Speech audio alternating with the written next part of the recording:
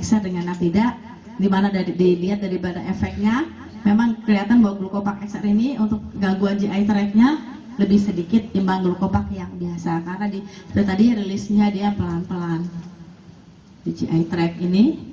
Ini ada bagaimana mulai dengan start Glucopak XR pada pasien yang baru. Itu pertama 1 minggu dikasih 1/500, kemudian minggu kedua dikasih 2x500, yang ketiga dikasih 3x500 ya. Maksimal dosisnya seperti tadi saya bilang adalah 2000 ya. Jadi jangan kita mempertahankan pemberian metformin atau Glucopak 500 terus, tapi ternyata pasien itu tidak turun-turun gulanya. Tadi sudah dikatakan bahwa penggunaan yang 2000 sampai 2000 itu menurunkan banyak faktor risiko dan penurunan gulanya. Seperti itu. Ini seperti ini tadi sama saja di Glucopak. Kalau misalnya diberikan Glucopak 1500 hari, kemudian kita akan ganti dengan Glucopak XR, itu biasa diberikannya sebaiknya pada sore hari. Ini ya, ini sudah kesimpulannya saja bahwa merupakan efek oral antibiotik, obat anti diabetik ya.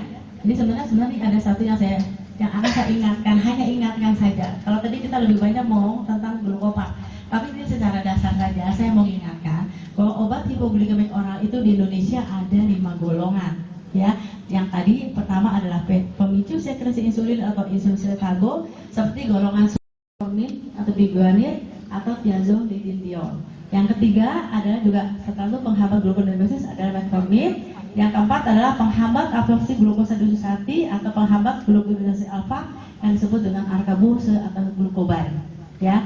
Dan ada juga golongan baru adalah DPP-4 inhibitor. Ini seperti Januvia, seperti Januvia, Gampus ya. Ini golongan-golongan yang perlu diingat yang ada di Indonesia. Terus ini yang harus diperhatikan dan diketahui patennya, berapa miligramnya, berapa dosis hariannya, bagaimana lama kerjanya, frekuensi dan waktu pemberiannya. Dan jangan lupa apa kelainan komorbid yang menyertainya. Seperti pada seperti tadi saya katakan, kalau pasien-pasien diabetes sudah terjadi nefropati, di mana kreatinnya 1,5, artinya metformin ini tidak direkomendasikan. Jadi kita memberikan obat pada pasien-pasien diabetes itu adalah individual. Mohon ditulis cara pemberiannya, karena pasien-pasien kita banyak sudah tua dan kita tidak menulis cara pemberiannya, dia akan minum itu semua obat sekali 3 pagi semua misalnya seperti itu. Padahal caranya kayak sulfonylurea, kita harus meminumnya paling nggak 15-30 menit sebelum makan. Sedangkan kalau glinit itu sesaat sebelum makan. Glinit itu adalah golongan sulfonylurea, non sulfonylurea, tapi dia insulin seretago. Ya, jadi dia diminum cepat, habisnya pun cepat. Ya, jadi golongan seperti ini yang sulfonylurea kayak glibenclamid ya, glucodex segala itu minumnya harus setengah jam sebelum makan. Tolong ditulis, ya dong ya. Terus kemudian metformin, seperti tadi dia punya efek ke gastrointestinal kurang baik. Jadi kalau metformin, kalau pada pasien-pasien gemuk ya, maaf saya sering kalau pasien-pasien yang gemuk banget saya mintakan sebelum makan karena efeknya tuh sangat mual. Supaya apa? Supaya dia tidak ngemil.